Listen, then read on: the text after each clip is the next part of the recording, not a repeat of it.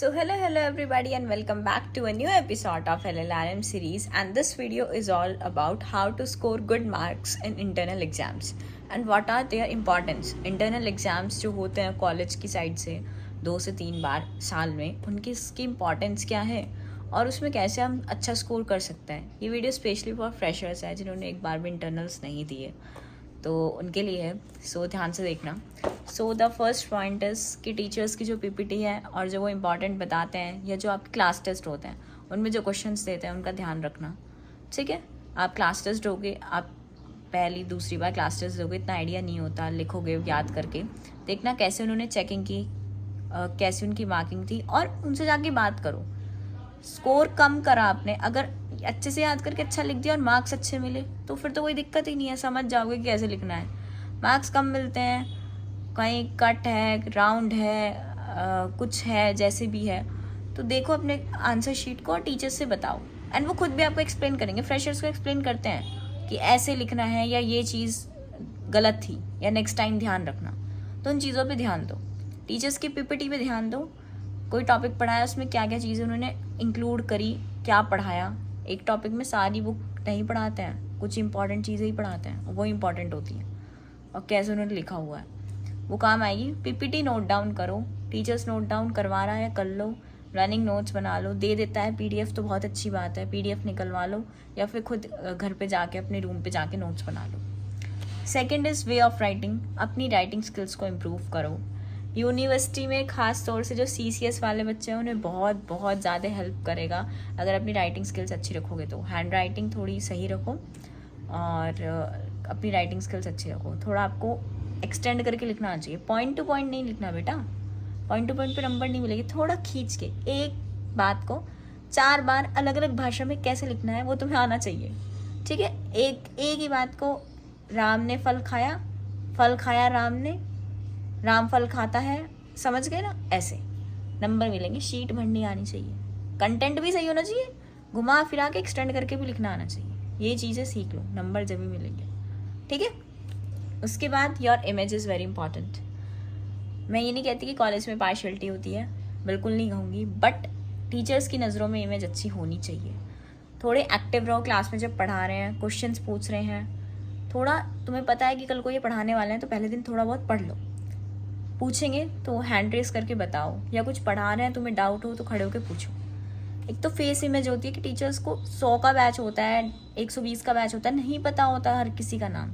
Face से याद होता है, फेस इमेज से नाम याद होता है. तो तुम खड़े होके पूछोगे, इंटरेस्ट लोगे तो टीचर्स को पता रहेगा. And that is important. अच्छे टीचर्स से नेटवर्क रखोगे, अच्छा वो रखोगे, रेस्पेक्ट देम, तो बहुत बेनिफिट मिलेगा 4 साल में कॉलेज में. तो ये मैं चीज़ बोलूँगी, आपको अपनी इमेज का ध्यान रखो. Good internal section, good external marks and practical marks.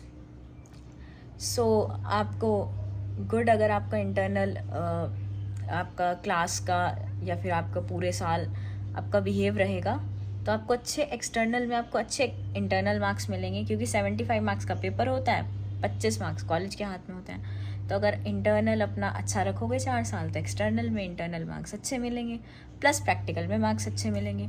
तो योर इमेज इज़ इम्पॉर्टेंट. फिर उसके बाद वो हार्ड मार्किंग इसलिए बोलूँगी, इंटरनल एग्जाम्स में मार्किंग थोड़ी टफ होती है इन कंपैरिजन टू यूनिवर्सिटी. अगर आप इंटरनल में सब सब्जेक्ट में पास हो, स्कोर आपका ठीक है, मीडियोकर है, मैं नहीं कह रही बहुत अच्छा है, तो आपके यूनिवर्सिटी में बहुत अच्छे मार्क्स आ जाएंगे.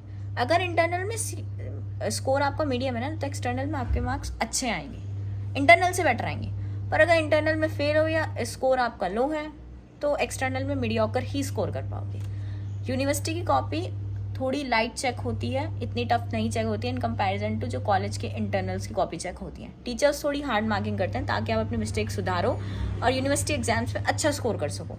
तो अगर इंटरनल्स अच्छे से देते हो, 2 या 3 इंटरनल्स होते हैं साल में, अगर इंटरनल्स अच्छे से दोगे तो उसका क्या बेनिफिट होगा, तो आपको बार बार रिविजन होता रहेगा, सिलेबस अच्छे से प्रिपेयर हो जाएगा, राइटिंग स्किल्स इंप्रूव हो जाएंगी, स्पीड बन जाएंगी. 3 घंटे के पेपर में 3 घंटे में सारे क्वेश्चंस कैसे कंप्लीट करने हैं, क्योंकि बच्चों का पेपर छूट जाता है, क्वेश्चन छूट जाते हैं, 15 नंबर का छूट गया, 10 नंबर का छूट गया, या शीट बैलेंस नहीं होती। आपको इंटरनल्स में तो एक्स्ट्रा शीट मिल जाती है, यूनिवर्सिटी के पेपर में एक्स्ट्रा शीट नहीं मिलती, एक ही शीट मिलती है 28 पेज की, उसी में पूरा पेपर करना होता है। तो शीट मैनेजमेंट भी आना चाहिए कि कितनी शीट में कितना क्वेश्चन कंप्लीट करना है, ताकि पाँचों क्वेश्चन अच्छे से कंप्लीट हो जाए और शीट कम ना पड़े। तो ये सब अच्छे से जब ही हो पाएगा जब अच्छे से इंटरनल्स दे पाओगे। अगर तीनों इंटरनल्स अच्छे से पढ़ के दोगे तो उसके बहुत बेनिफिट्स हैं। नंबर 1, प्रिपरेशन अच्छी हो जाएगी, रिविजन होता रहेगा, क्योंकि पहले में तो पढ़ोगे, दूसरे और तीसरे में तो रिविजन ही होगा, ठीक है। नंबर 3, शीट मैनेजमेंट आ जाएगा, स्पीड बन जाएगी, राइटिंग स्किल्स अच्छी हो जाएगी। इंटरनल मार्क्स अच्छे होंगे तो एक्सटर्नल के इंटरनल में अच्छे मार्क्स मिलेंगे, प्लस प्रैक्टिकल में अच्छे मार्क्स मिलेंगे, इमेज अच्छी बनेगी, और अगर अपना आइडिया लग जाएगा, खुद को इवैल्यूएट कर पाओगे, पता चल जाएगा कहाँ इम्प्रूवमेंट की नीड है। तो इंटरनल्स को लाइटली नहीं लेना है। एंड द लास्ट इज तुम्हारी एक्टिविटीज़, जो मैंने तुम्हें बताया, तुम्हारी एक्टिविटीज़ क्लास में, तुम्हारी आंसरिंग, तुम्हारी असाइनमेंट्स, तुम्हारा वाइवा, ये सब चीज़ें इंपॉर्टेंट हैं।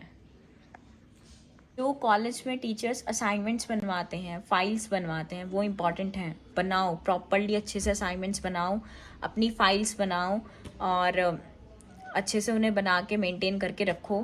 प्लस जो आपके प्रैक्टिकल सब्जेक्ट्स होते हैं, जो आपके प्रैक्टिकल सब्जेक्ट्स हैं हर ईयर के, उनके इंटरनल प्रैक्टिकल्स भी होते हैं। ऐसा नहीं कि एक्सटर्नल प्रैक्टिकल ही होएगा, जब इंटरनल एग्जाम होता है तो इंटरनल प्रैक्टिकल भी होता है। तो इंटरनल प्रैक्टिकल अच्छे से दो, उससे आपको एक्सटर्नल प्रैक्टिकल का आइडिया लगेगा। सेकेंडली क्या होगा, एक्सपीरियंस मिलेगा। उसके साथ एक और चीज़ है, इंटरनल प्रैक्टिकल में जो मार्क्स मिलते हैं ना, वो इंपॉर्टेंट होते हैं। उसके बेस पे इवैल्यूएशन होकर आपको एक्सटर्नल के जो मार्क्स मिलते हैं ना प्रैक्टिकल में, वो मिलते हैं।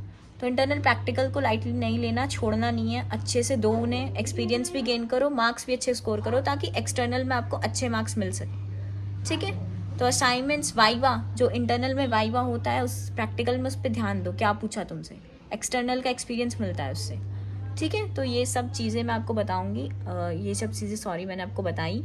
एंड यही सारी चीज़ों का अगर आप ध्यान रखोगे तो आपको बहुत बेनिफिट मिलेगा 4 साल में BSc नर्सिंग के। And thanks for watching the video, follow for more.